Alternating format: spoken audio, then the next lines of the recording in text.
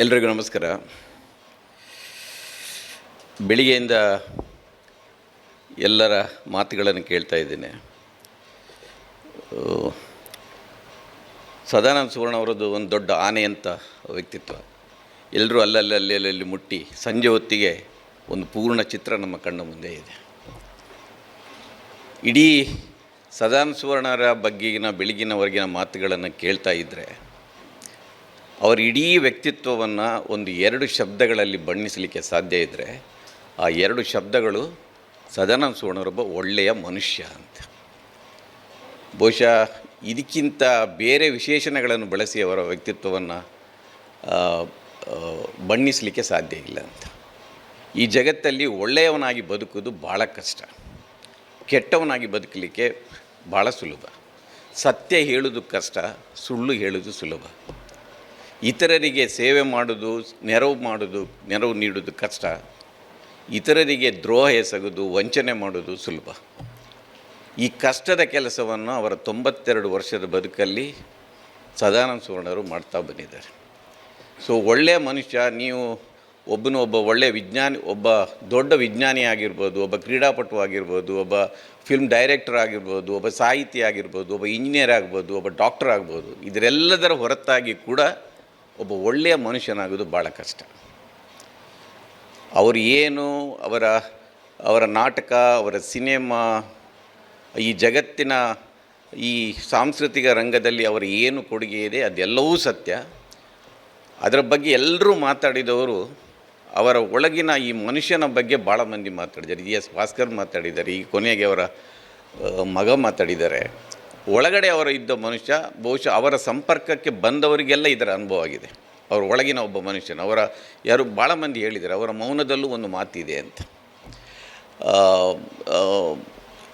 ಸದಾನಂದ ಸುವರ್ಣರಿಗೂ ನಮಗೂ ಒಂದು ಸಾಮ್ಯತೆ ಇದೆ. ಅವರು 10 ವರ್ಷದ ಇದ್ದಾಗ ಅವರು ಮುಂಬೈಗೆ ಹೋದವರು. ನಾನು 10 ವರ್ಷ ಮುಂಬೈಯಲ್ಲಿದ್ದು ವಾಪಸ್ ಬಂದವರು.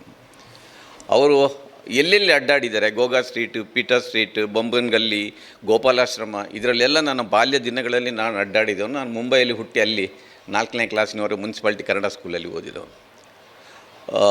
ಸದಾನಂದ ಸುವರ್ಣರು ನನಗೆ ಮೊದಲ ಬಾರಿ ನಾನು ಪರಿಚಯ ಆಗಿರೋದು 1988ರಲ್ಲಿ. ನಮ್ಮದು ಒಂದು ತ್ರಿಮೂರ್ತಿಗಳ ಒಂದು ಗ್ಯಾಂಗ್ ಇತ್ತು, ರವಿ ಅಂಚನ್, ಶೋಭಿಲ್ಲವ ಮತ್ತು ನಾನು. ಇದು ಮುಂಗಾರೂನ ಕನೆಕ್ಷನ್. ಸೊ ಮುಂಬೈ ಕನ್ನಡಿಗರ ಸಾಧನೆ ಬಗ್ಗೆ ಅಂದರೆ ರ್ಯಾಕ್ಸ್ ಟು ರಿಚಸ್, ಈ ರೀತಿ ಊರಲ್ಲಿ ಇದ್ದು ಮುಂಬೈಗೆ ಓಡಿ ಹೋಗಿ ಸಾಧನೆ ಮಾಡಿದವರು ಭಾಳ ಮಂದಿ ಇದ್ದಾರೆ. ನೀವು ಆ್ಯಡ್ ಲ್ಯಾಬ್ನ ಮನಮೋಹನ್ ಶೆಟ್ಟಿ ಅಂತ ತಗೊಳ್ಳಿ, SM ಡೈಕಮ್ನ SM ಶೆಟ್ಟಿ ತಗೊಳ್ಳಿ, ಸಮಗೊಂಡ ಅಂತ ಇದ್ದರು, ಕುರ್ಲಾದ MLA ಆಗಿದ್ದರು, ಸೆಲಿನ್ ಡಿಸ್ವೆಲ್ವಾ ಇದ್ದರು, ಧಾರಾವಿ MLA ಆಗಿದ್ದರು, ಶ್ಯಾಮ್ ಶೆಟ್ಟಿ ಇದ್ದರು. ಇಂಥ ಒಂದು 40-50 ಜನರ ಬಗ್ಗೆ ನಾನು ಒಂದು ವ್ಯಕ್ತಿ ಚಿತ್ರ ಬರೀಲಿಕ್ಕೆ ಹೋಗಿದ್ದೆ. ಅದರ ಲೇಖನದ ಮೊದಲ ವ್ಯಕ್ತಿ ಚಿತ್ರ ಸದಾನಂದ ಸುವರ್ಣರದ್ದು. ಸೊ ನಾನು ಆಗದಿಂದ ಇವರ ಮೂಲಕ ನಮ್ಮ ಪರಿಚಯ. ಇವತ್ತು ದುಃಖ ಆಗುತ್ತೆ, ಇವತ್ತು ರವಿ ಅಂಚನವರು ಇಲ್ಲ, ಶೋಭಿಲ್ಲವರು ಇಲ್ಲ, ಸದಾನಂದ ಸುವರ್ಣವರು ಇಲ್ಲ, ನಾನೊಬ್ಬ ಮಾತ್ರ ಇದ್ದೇನೆ ಈಗ.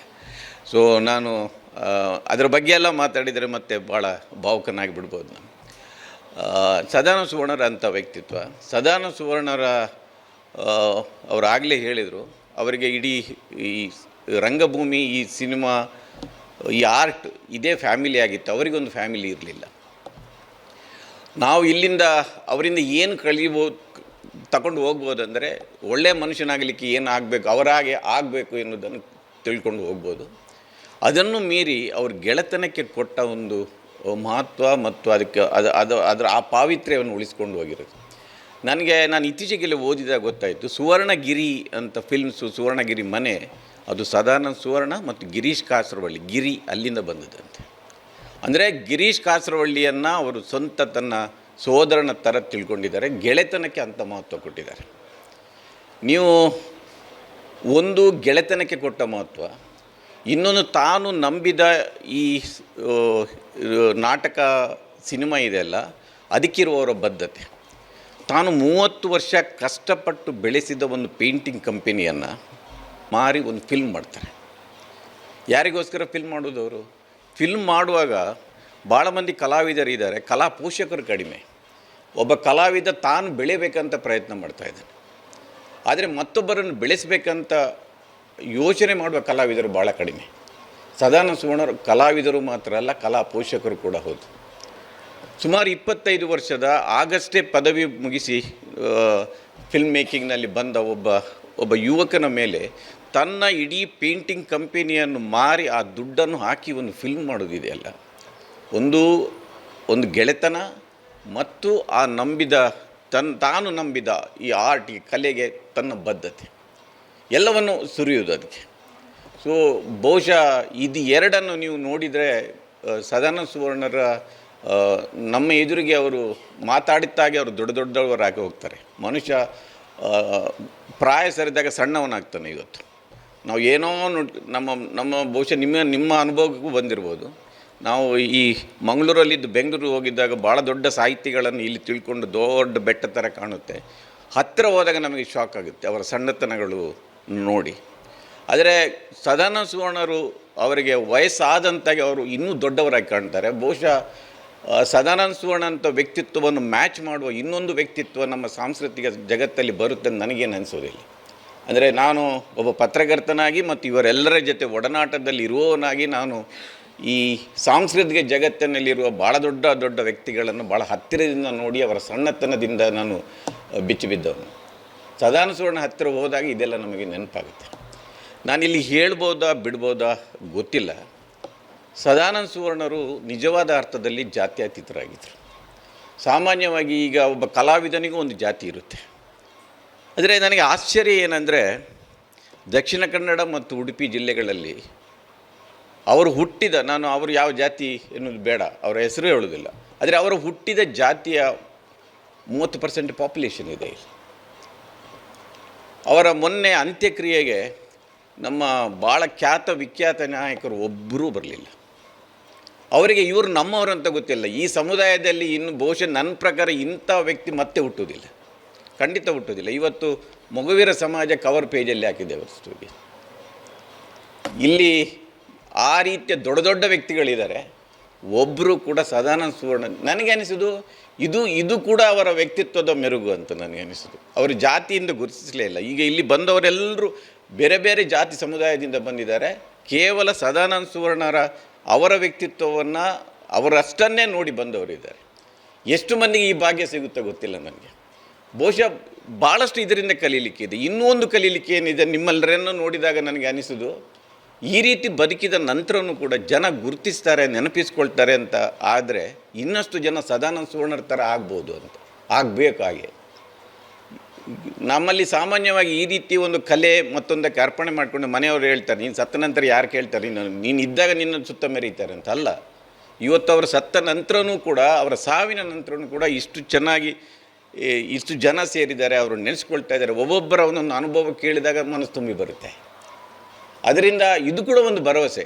ಒಳ್ಳೆಯ ಮಾಡಿದರೆ, ಒಳ್ಳೆಯ ಮನುಷ್ಯನಾಗಿ ಬದುಕಿದ್ರೂ ಕೂಡ ಈ ಸಮಾಜ ನಮ್ಮ ನೆನಪು ಮಾಡಿಕೊಳ್ತದೆ ಅಂತ ಒಂದು ಭರವಸೆ ಇದೆಯಲ್ಲ, ಅದು ಇನ್ನಷ್ಟು ಜನರಿಗೆ ಒಳ್ಳೆಯವರಾಗಲಿಕ್ಕೆ ಒಂದು ಪ್ರೇರಣೆ ಕೊಡ್ಬೋದು ಅಂತ.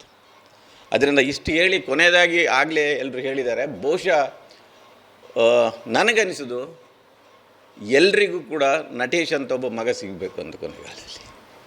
ಬಟ್ ಅವರ ಮಗ ಅಲ್ಲ ಅವರು, ನಾವು ಇದ್ದೆವು. ನಾನು ನಟೇಶ್ ಹೇಳಿದ್ದೇನೆ, ನೀವು ಏನೇ ಡಿಸಿಷನ್ ತೊಗೊಳ್ಳಿ, ಏನೇ ಮಾಡಿ, ನಾನು ಅದು ಟ್ರಸ್ಟಿ, ಅದರಲ್ಲಿ ಏನಾದರೂ ಅಂಥ ಸಮಸ್ಯೆ ಬಂದರೆ ನನ್ನನ್ನು ತೋರಿಸಿ ಅಂತ, ಆದರೆ ನೀವು ಮುಂದೆ ಹೋಗಿ ಅಂತ. ಅವರು ಪ್ರತಿನಿತ್ಯ ಅವರನ್ನು ನೋಡ್ತಾ ಇದ್ದರು, ನಿಮಗೆಲ್ಲರೂ ಗೊತ್ತಿದೆ. ಸದಾನಂದ ಸುವರ್ಣ ಅವರು ಭಾಳ ಬಾಯಿ ಬಿಟ್ಟು ತಬ್ಬಿಕೊಂಡು ಪ್ರೀತಿ ತೋರಿಸೋರಲ್ಲ, ಅವರನ್ನು ಅರ್ಥ ಮಾಡ್ಕೊಳ್ಬೇಕಷ್ಟೆ. ಅವರು ಸೀತಾಲಕ್ಷ್ಮಿ ಕರ್ಕಿಕೋಡಿಯನ್ನು ಅವರು ಅಗಲಿದಾಗ ನನಗೆ ಗೊತ್ತಿದೆ ಅವರು ಭಾಳ ದುಃಖದಲ್ಲಿ ಇರ್ತಾರೆ ಅಂತ.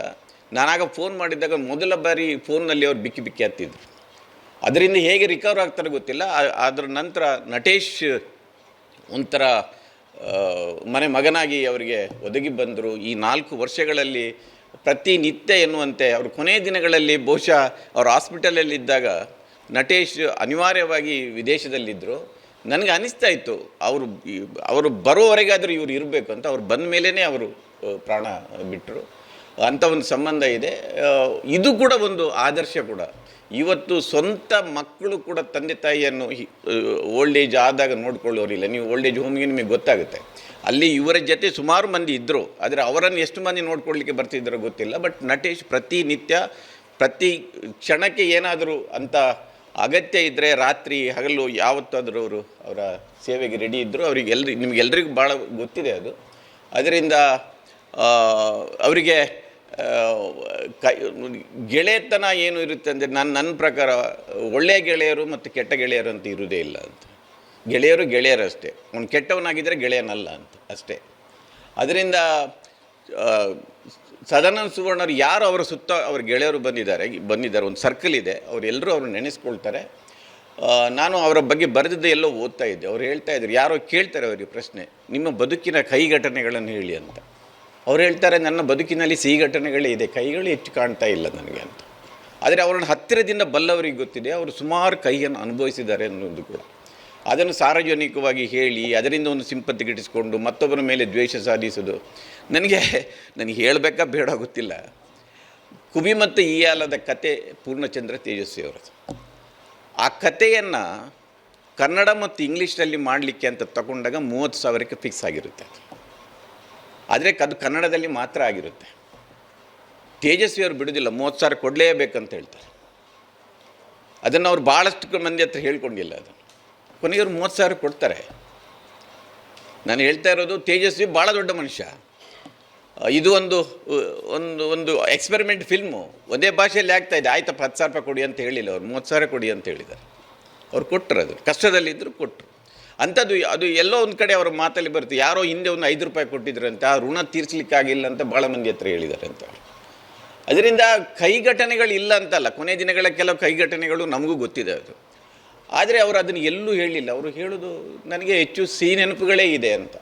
ಈ ರೀತಿ ಆಗಲಿಕ್ಕೆ ಭಾಳ ಕಷ್ಟ, ಆದರೆ ಆಗೋ ಪ್ರಯತ್ನವನ್ನು ನಾವು ಮಾಡ್ಬೋದು ಎನ್ನುವುದನ್ನು ಅವರ ಬದುಕಲ್ಲಿ ನಾವು ಕಲಿಬೇಕು. ಇಷ್ಟನ್ನು ನಾವು ಇಲ್ಲಿಂದ ಹೊತ್ಕೊಂಡು ಹೋದರೆ ಸ್ವಲ್ಪ ಒಳ್ಳೆಯ ಮನುಷ್ಯನಾಗಲಿಕ್ಕೆ ನಾವು ಒಳ್ಳೆಯ ಕಲಾವಿದರಾಗ್ತೇವೆ, ಒಳ್ಳೆಯ ಸಾಹಿತಿಗಳಾಗ್ತೇವೆ, ಒಳ್ಳೆಯ ಪತ್ರಕರ್ತರಾಗ್ತೇವೆ ಗೊತ್ತಿಲ್ಲ. ಒಳ್ಳೆಯ ಮನುಷ್ಯ ಆಗಲಿಕ್ಕೆ ಸದಾನಂದರ ಬದುಕು ನಮಗೆಲ್ಲರಿಗೂ ಪ್ರೇರಣೆ ಆಗಲಿ ಅಂತ ಹಾರೈಸಿ ನನ್ನ ಮಾತು. ನಮಸ್ಕಾರ.